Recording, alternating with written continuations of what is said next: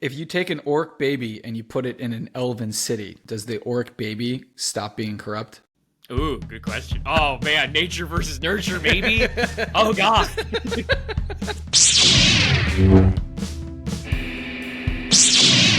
Hello and welcome to May the Review Be With You with Nick and Joe.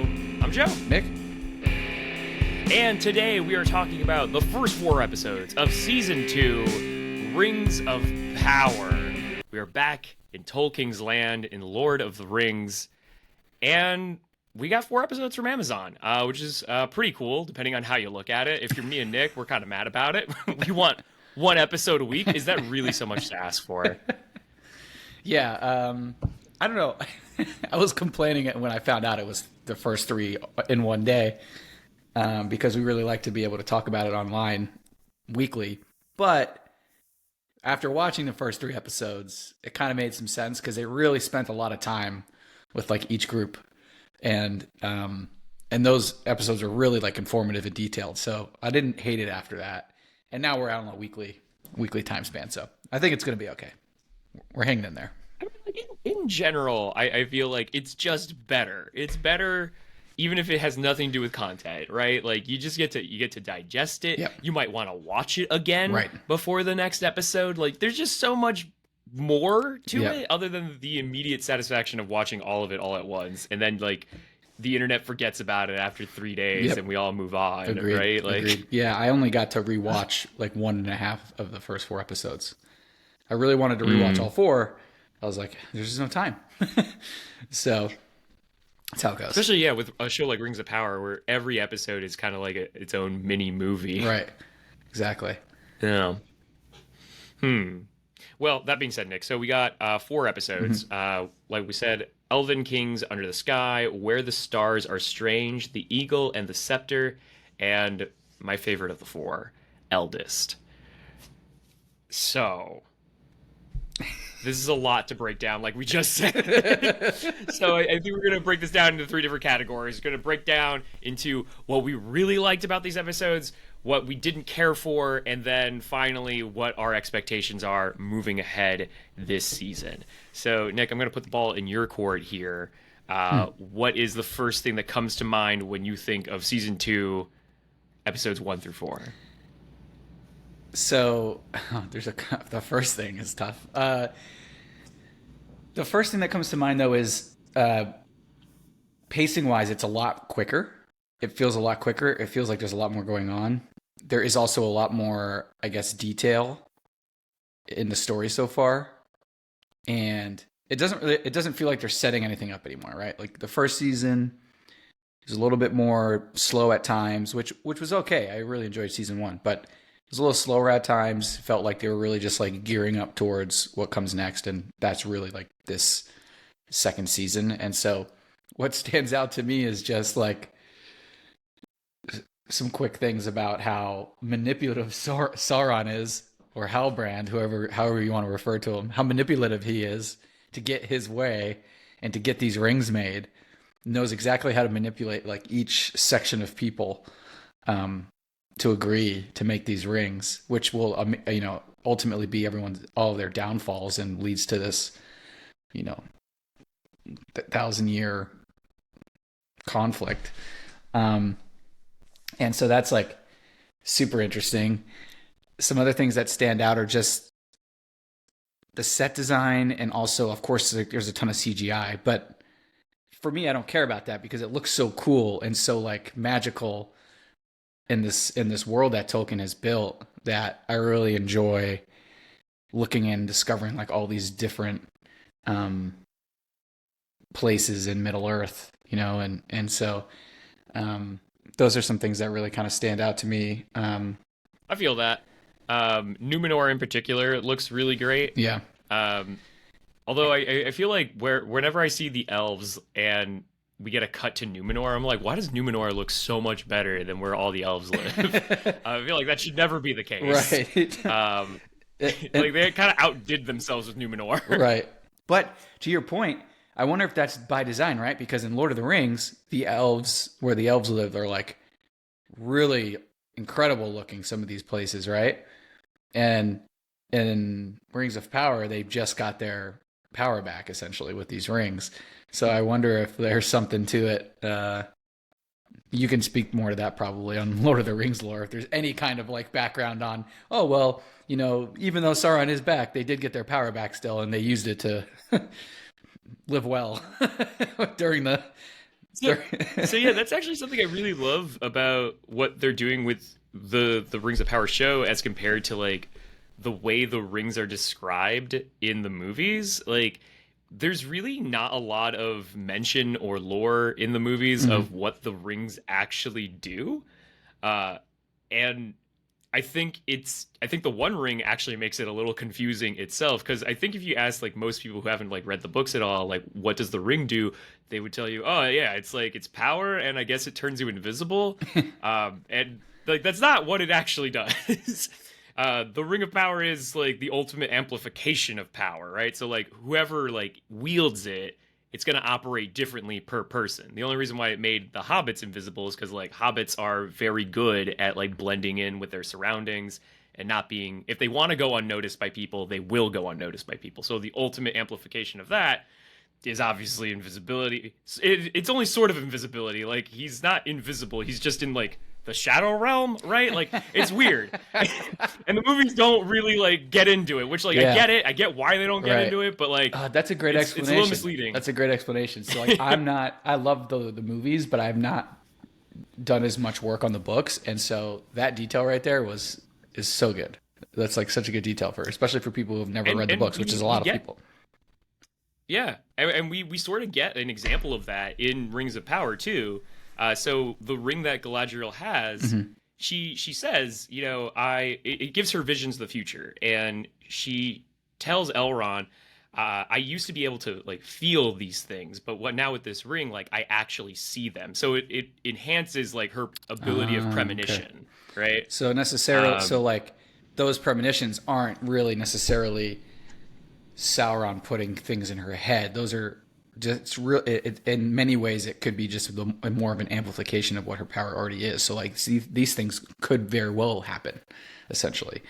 I think there's a chance we may find out that Sauron is playing some sort of role in the vision she's getting, but that is what is supposed to be happening. Right. It's enhancing her precog state. Got it. I think it will remain that way, and we'll find out that the gifts like sour the land in other ways, right? Because like it's ultimately corruption, right. Well, but to that point, he didn't touch those rings for the elves, right? I don't think he had a hand in making them, but he never actually touched the rings. Whereas he straight up touches the dwarf ring and he throws it in. I'm like, oh no, no wonder they got like the worst of it all. Dude, right? Like we actually still haven't even seen the Belrog again, and we know it's just chilling under there. It's waiting, it's biding its time. Yeah. So can't wait to see it. Yeah, man. You mentioned Hellbrand, Sauron before. So this show starts with Sauron. Yeah. The very first scene is an old iteration of Sauron with Adar and the orcs, and they're actually in that frozen castle that we see Galadriel scale up to in season 1. And this is the area where she originally sees the mark of Sauron, and you know she's convinced something happened here. This is the something that happened, right? And it's Sauron actually being betrayed and getting backstabbed by Andar, and we get to watch his fun little cross-country road trip as he deletes and eats and ensnares different life forms. Yeah. Until he finally reaches his final form, like basically Cell. He's like Cell from Dragon Ball Z. Right. It kind of reminded me a lot of the symbiote from Spider-Man. Yeah, he's the Venom symbiote. Yeah, he's a mixture of the symbiote, of Cell, and of that Pokemon. I forget what the name is, Kruk or whatever, or whatever. Oh, Muk. Muk, thank you. Yeah. Yeah, he's kind of like Muk. So he's just as beloved. Yeah, he's a mixture of all three of those things until he finally reaches his final form, which is Hellbrand. So I also thought it was really cool. Like they gave us that journey, right, of how he went from, you know, dying as Sauron and then coming back to life and then claiming the Southlands and making himself Hellbound. But it was cool how they showed us how he got the trinket, the necklace.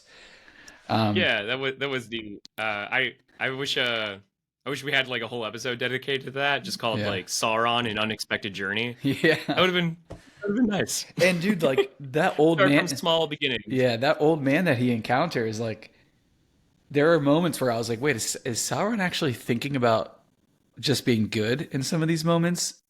And then the old man says something right before like the ship gets wrecked where Sauron's talking to him and he's like, what if I was good today, but what about tomorrow or whatever? And the old man is just like, you have to choose to be good tomorrow too. You have to choose to be good every day or whatever. And in that moment, I think the ship just gets wrecked. And I'm like, Sauron decided that it was too difficult to be a good human being. It was like, you know what? Nah, my original plan stands. This is, you're all about to die. That way is way better. Yeah, that was a weird scene too, right? Because like he's aware that serpent is about to attack, right? And he tells the guy, find something to hold, right?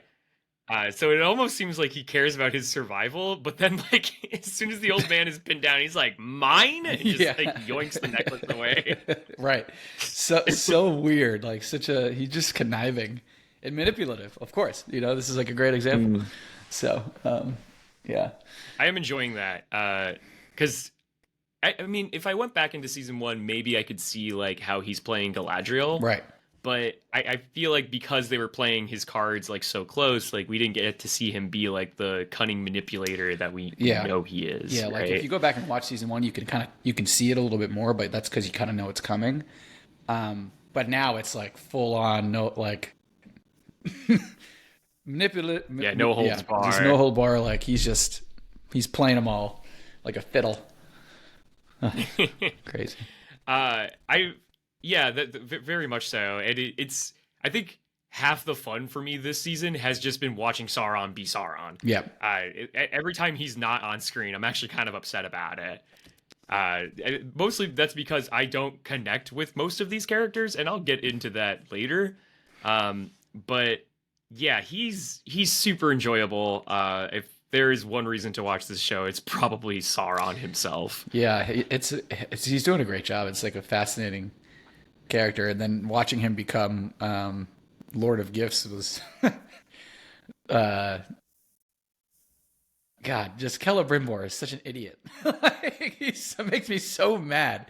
He's so like bitter about how he hasn't created anything as amazing as what he describes as his predecessors had created, and so he's just like determined to have his own personal glory, and it's completely clouding his judgment. It's very infuriating. Right. I think this whole thing is Celebrimbor's fault, to be honest. It's just like Galadriel brought him, but Celebrimbor is just like the embodiment of fault here, in my opinion.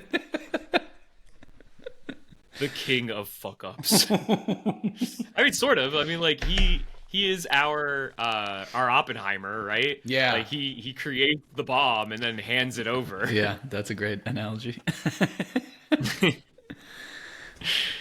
Oh gosh. So other things that stand out to me, I'm reserving my favorite for last year, but I've enjoyed some of the other I don't want to call them cameos, but some unexpected, very familiar faces. The one that really caught me off guard that I was not expecting at all is it Shelob? Shelob? You know what I'm talking about? The spider? Oh, yeah. With the one that's trying to eat Isildur? Yeah. Yeah. Yeah, he's trying to use that is Shelob. Same spider that that Gollum tricks Frodo into running into. That's the same one from Lord of the Rings? It is 100% supposed to be the same spider. Wow, that's awesome. In the book, she is described as a being that has known those lands far longer than Sauron. Wow. And like to the extent that like Sauron like respects Shelob and like does not invade like her territory. Dude, that's she's that old, she's that evil. Dude, that's a cool detail. That's really cool. Yeah. And also disgusting and terrifying because that is fun. Yes. Anytime that she's on screen, I'm like, no, please move on. God. That was the I was happy that Isildur and his horse were able to get Right. out of that. I Beric- wasn't expecting to care too much Beric about the is horse. the greatest partner Beric, of all time. Greatest. I've never wanted a horse more than after watching that scene where Beric just like runs through. Right, what a homie. What an absolute dog. Well, he's a horse, but you know what I mean. Oh, no, absolute dog. Dude, my dog would have left my ass behind fast. Yeah, 100%. Yeah. In fact, I would have wanted her to. Just leave me. Just leave me. Yeah, Beric is the We're greatest. useless in this situation. Beric is the greatest warrior in Lord of the Rings, bar none. I said it. Wow.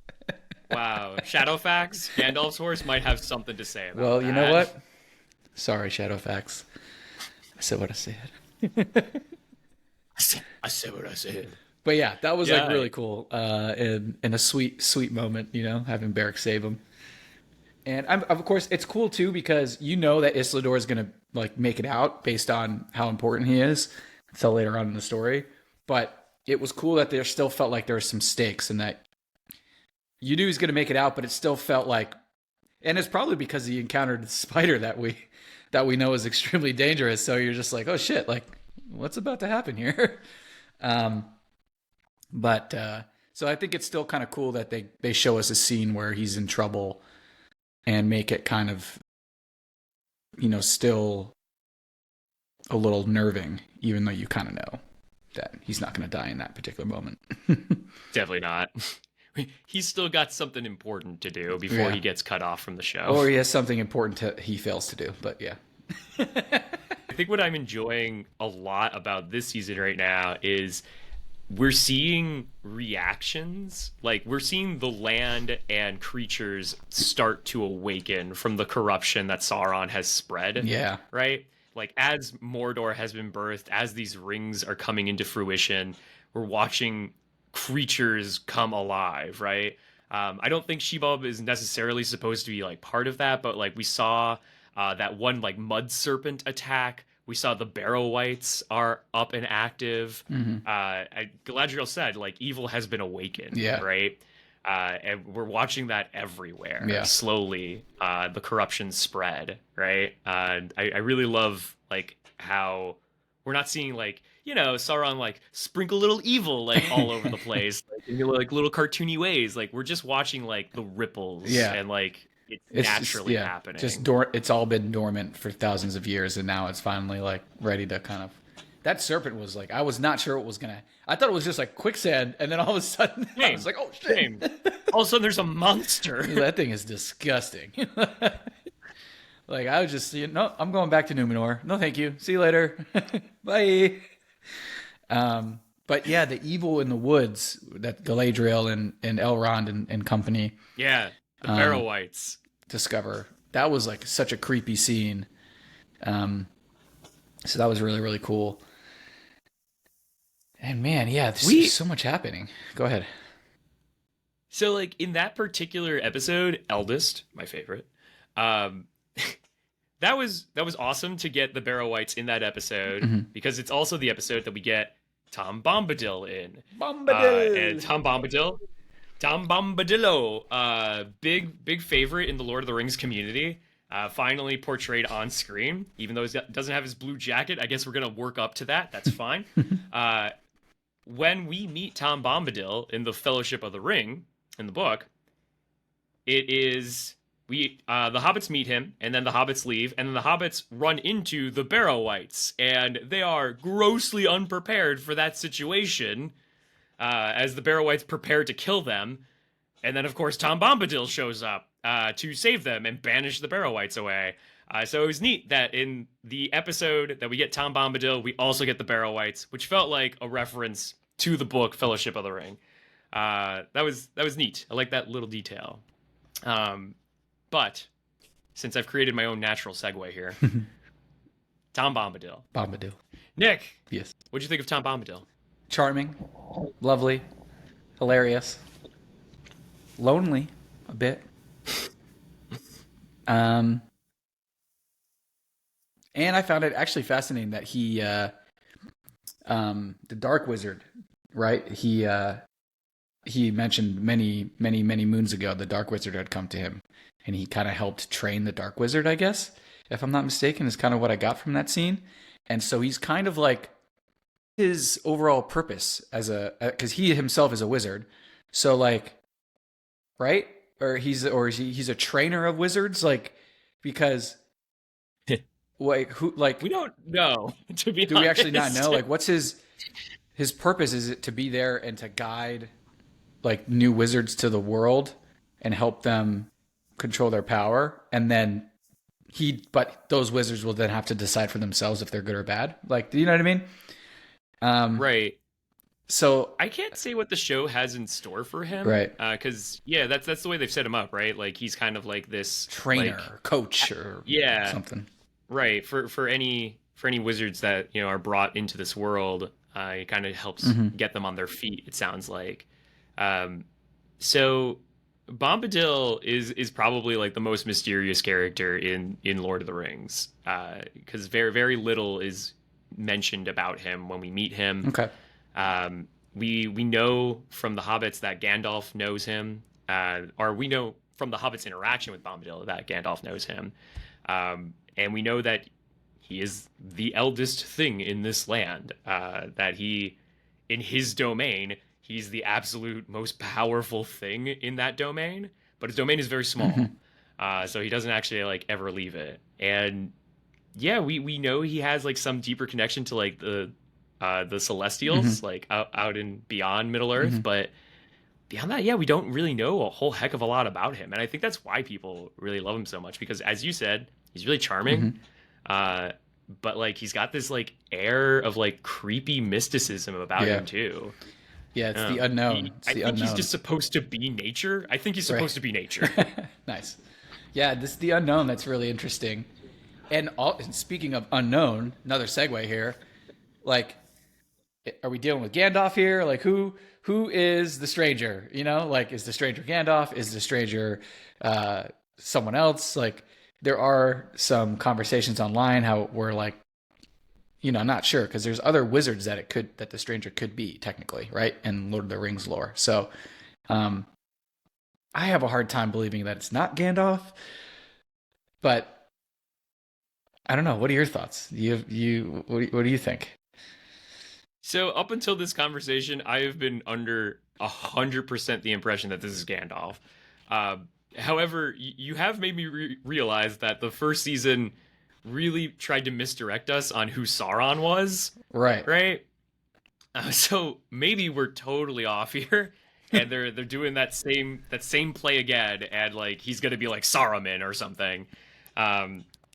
I don't know. I think it's more likely that he's Gandalf. He feels like he has to be, right? Like everything about him feels like he's supposed to be Gandalf. Yeah, because like, isn't then the Dark Wizard? Because like, is it possible for the Dark Wizard to be Sauron, or excuse me, Saruman? Or we already established the Dark Wizard's kind of like overall. It's a good question. I was talking to some of my other friends who are deep in the lore of Lord of the Rings, and I asked, like, is the Dark Wizard a character? Because, like, I'm not familiar with him. And they said the same thing. They were like, I don't know who that is. So I'm not sure if that's a made-up TV character or if this is playing into a bigger conspiracy of the wizards. Because, yeah, you're right. It's interesting that we haven't gotten a name yet for any of them. Right. I wonder if... okay. All right, some 3D, 5D chess here, all right? I wonder if the stranger is supposed to be Saruman, right? And Saruman is responsible for bringing this dark wizard into a more gray area state of thinking. I don't know, make him a gray wizard instead of a dark wizard. I don't know. I could see them going down that route. I don't think it's going to be. I think the stranger's Gandalf. Yeah. But if they were trying to be tricky about it, and if that might be what they're doing. Yeah, and if you're thinking of like features, like character features, right? Like the stranger, like people are really thinking he's Gandalf for some of the things that he's doing, but also because like similar characteristics. From what Gandalf looks like in Lord of the Rings. So like they made him look like put respect on the name. It's Sir Ian McKellen. Son of a bitch. Ian McKellen. The stranger, the actor playing the stranger has characteristics similar characteristics, right? And I think that's done on purpose because, like, we don't know for sure, but we're supposed to, I think, be like, okay, this is probably Gandalf. I think it would make sense. I hope they don't pull a switcheroo because I feel like it would be like unwarranted unless like they really do it well. I don't think there's a reason to try to trick us in this scenario. Like it's cool enough and important enough for us to see like the manifestation of how he becomes Gandalf the Grey, essentially, right? And so I think that's cool enough alone for us to still not have a name, and we're kind of working towards that a little bit more every episode. Anyway. Also, like, his interactions with the Harfoots, I think, basically guarantee that he's Gandalf. Yeah, that's a great point. Right? Yeah. Especially because, like, in Lord of the Rings, like, he's gotten his immediate... He knows how... He doesn't underestimate hobbits or Harfoots because his first interaction on this in Middle-earth was with the Harfoots. And he knows how brave they are and how... and how... underrated they are because he had this experience when he first landed in Middle Earth, and he never forgot it. And so when he knows that he really needs this kind of a characteristic for someone to bring the One Ring to Mordor, he knows exactly who he needs to do it. Or, a burglar. A burglar, right. Man. So I think that also, like, yeah, that's a great point, that with his interactions with the Harfoots. Also, speaking of Harfoots, really cool that we kind of got to see where they started, right? With this whole thing. Yeah, not the Harfoots, but the Stores. The other Hobbit-like people who are in the sand. Stores, I forget how they say it, but Stores. Yes, thank you for remembering that. Yeah, the Stores. Stores, yeah. So, but the Harfoots are descendants of the Stores, so that was like kind of cool. And I imagine that hobbits must be descendants of Harfoots, right? Like down the line. So, yeah. I wonder if we kind of got a vision of the future there, right? Where the stewards tell, oh my god, I'm blanking on her name, Nori, yeah. About like a sort of prophecy of the father of all the Harfoots, like, left the Stour clan to go find like a home that was always. He's talking about the Shire, right? Right. To go find the Shire, yeah. And Nori tells her, he never found it. Like, we're still wandering, right? So that is the Shire is apparently like on the horizon. It is coming. I wonder if Gandalf helps them find the Shire. Right, because like, how else would they find a place that they know is going to be safe? Right. So I wonder and hidden. I wonder if he's the one who helps them find the spot. That would be cool. That seems, now you say that, it seems likely, right? Like, it's like almost like a thank you for helping him find his way, right? And then he always knows where they are in case he needs their help again. In case I need a burger. Yeah. So I'm putting together a team. The Avengers. Wait, sorry, that's the wrong place. He's the Nick Fury of this story. Gandalf the Black. Okay. Now we're just waiting. Now let's bring it back.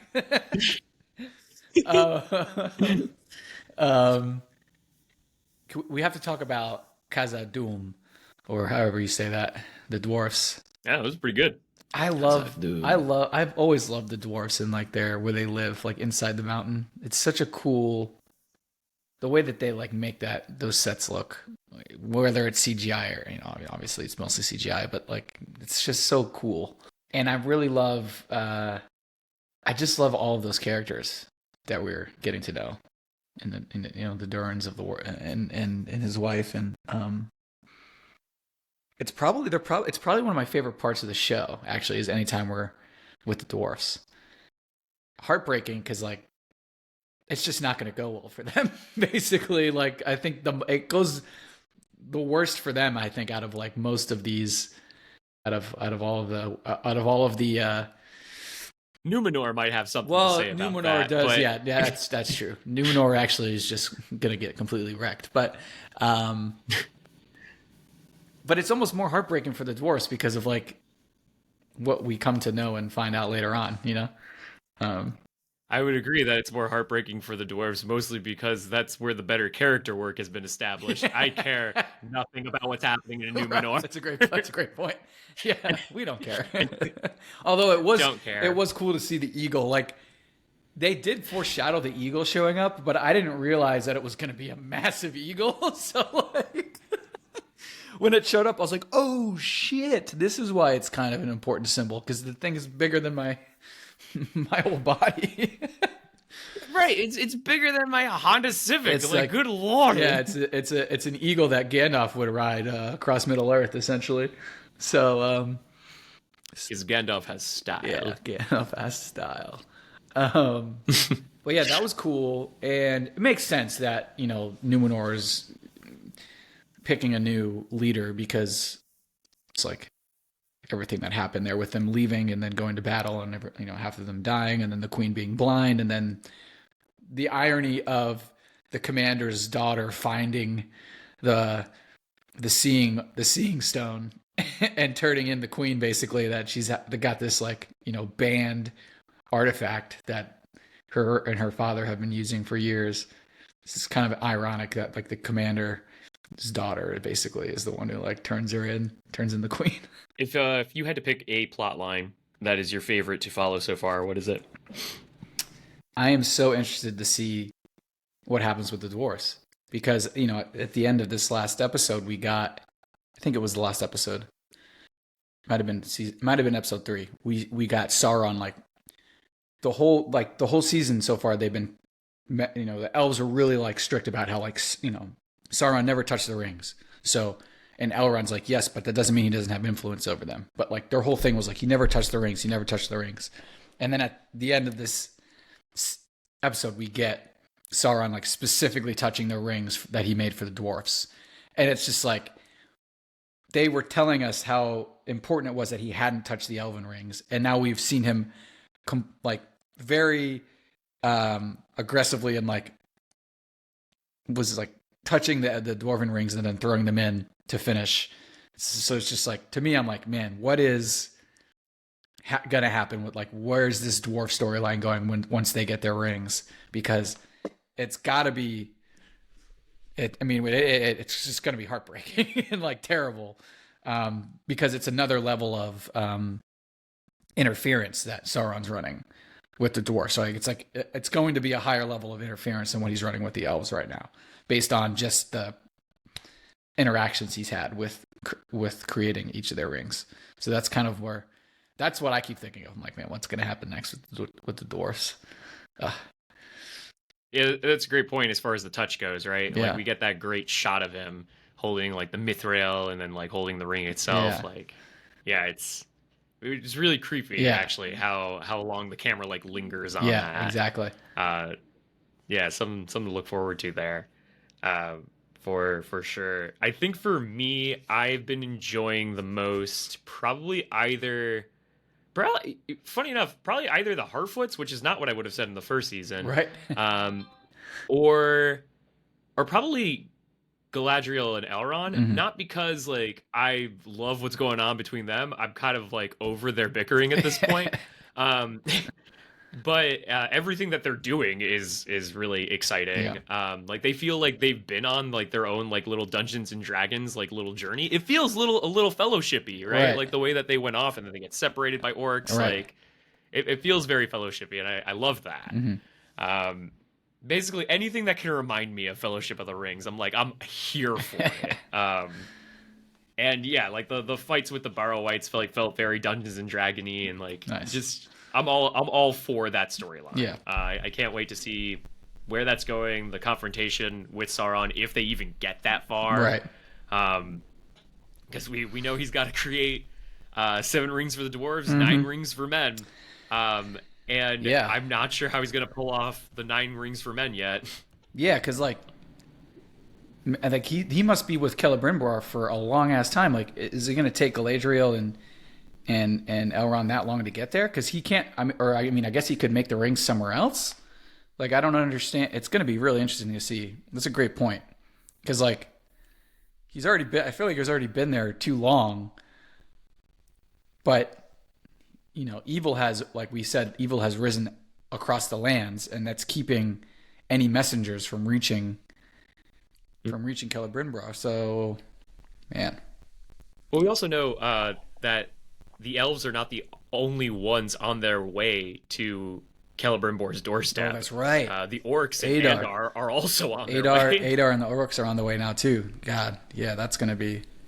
Celebrimbor is gonna die. I do love the confusion that's causing too. That Adar's like or not Adar. That Elrond is confused on whether or not like they're working with Sauron or they're working against Sauron. Right. Like, no one's really sure of like what the enemy lines are yet. Yeah, the only person that knows is Sauron. Yeah, it's all his game. Like right? it's all his game right now. He's manipulating game. everyone. Like Adar doesn't even know that he's working for Sauron yet. You know, like he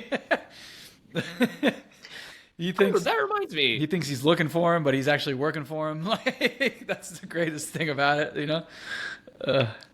There is a small plot line with the orcs going on that I thought was really interesting. I actually haven't seen anyone really talking about it, so I don't know how people feel about it. The orc family. Oh, dude! Thank you so much. There's orc babies. There's an orc baby and an orc mommy. That's like so weird. So it caught my eye because I got into an argument with a friend one day about the idea of the orcs, because he was upset that the orcs don't offer more nuance, that they're just evil. They're just bad guys to be slain, and like it's stupid that there are no like ambiguous orcs. To which my argument was like, well, like, yeah, but they're not supposed to be ambiguous. Like, they're supposed to be like the idea of corruption itself, right? Like, this is something that's been fully corrupted. He was upset that there's not like one exception of that. So here we are. It appears that they're going down that route, maybe, or at least like. So if you take getting into orc society, if you take an orc baby and you put it in an elven city, does the orc baby stop being corrupt? Ooh, good question. Oh man, nature versus nurture, maybe. Oh god, the age-old question. Oh, the answer is no. Look at Loki. Yeah, it's true. It's a pretty good instructional guide.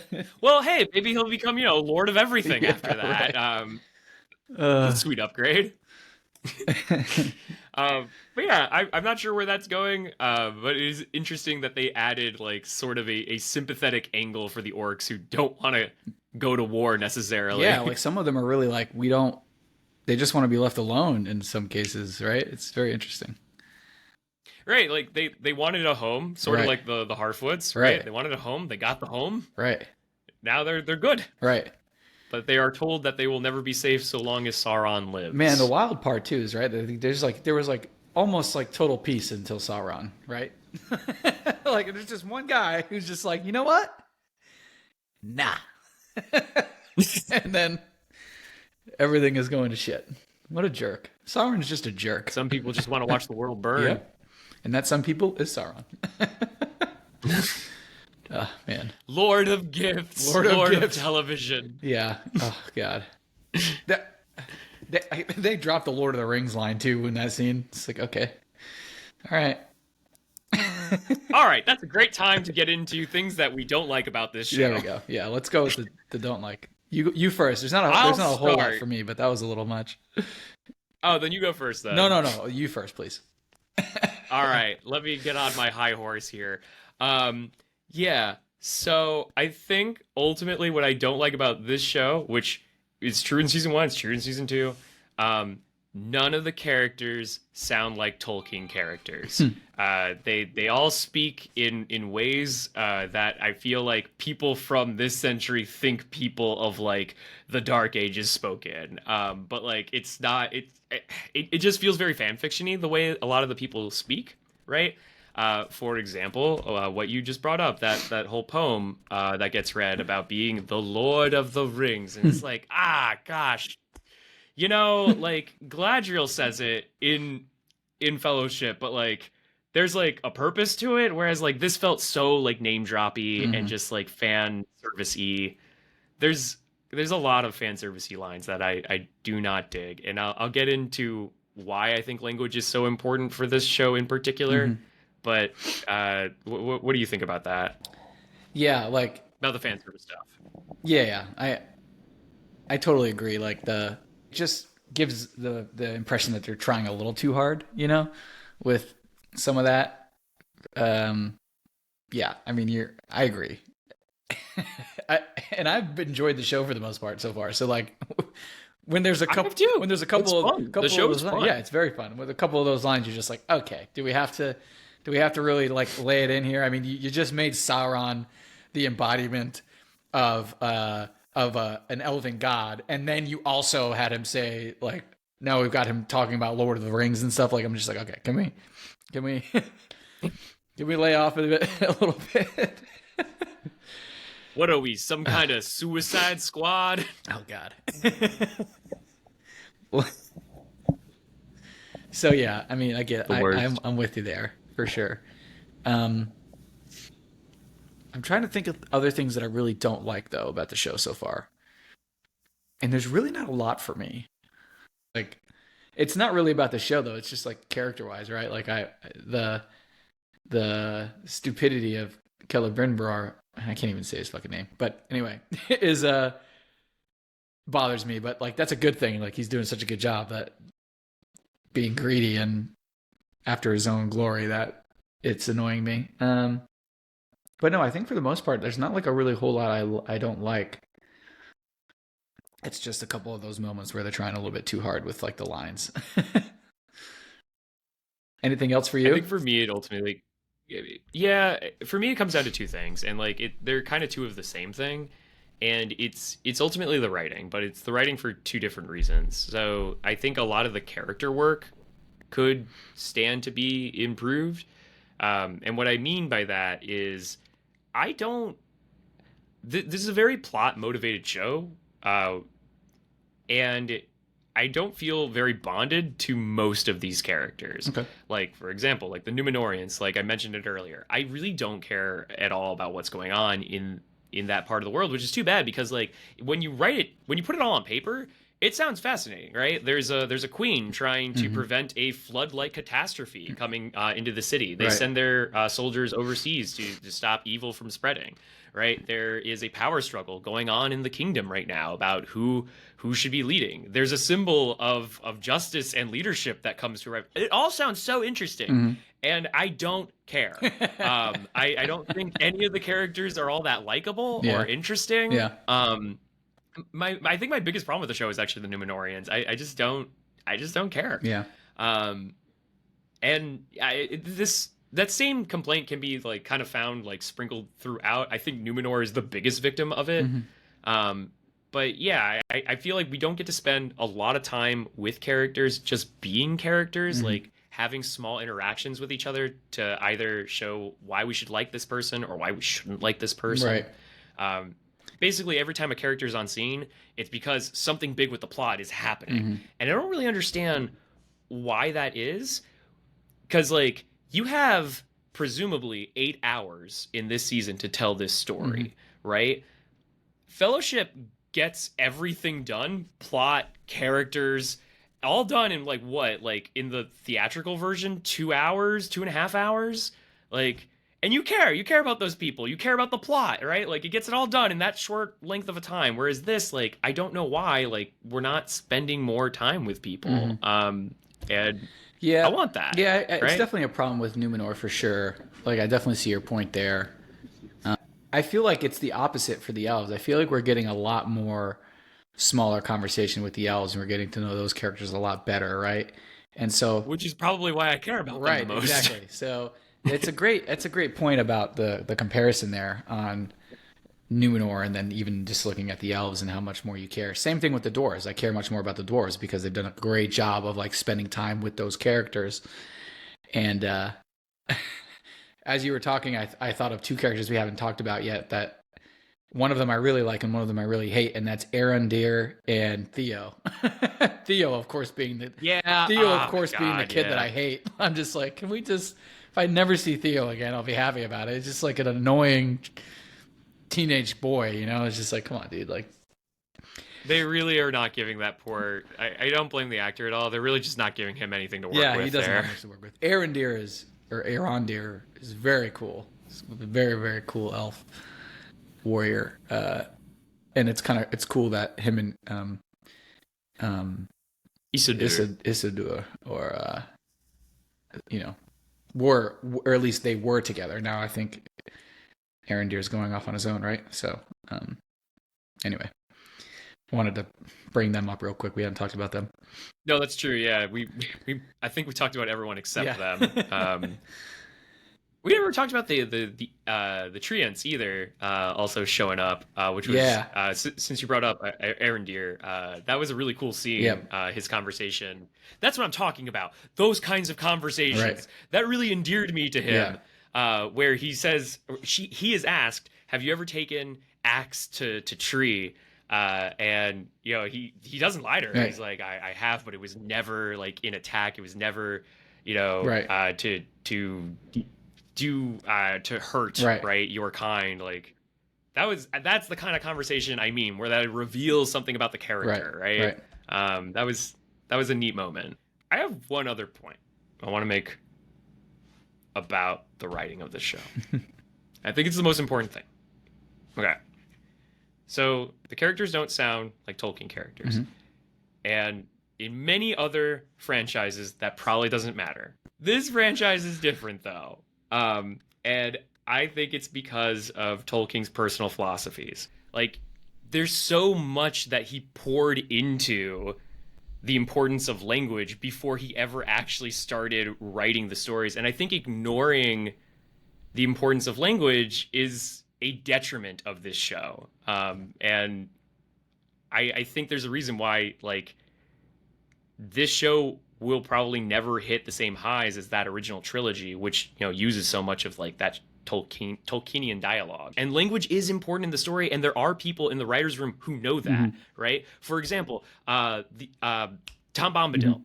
Remember, he talks to the stranger, and the stranger talks about how the tree ate him because he just wanted the branch. And Tom Bombadil says, "Well, did you ask him?" That was actually a very Tolkienian line. Yeah. Did you ask him? Because Tolkien's all about that. Like, if you go back in the original trilogy, language is so important throughout the entire story. The elfin riddle into Castle Dur, right?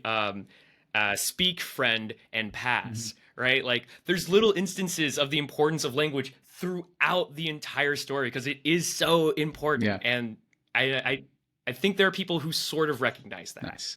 But it's definitely not a priority in the storytelling. That was a great explanation. Nicely done.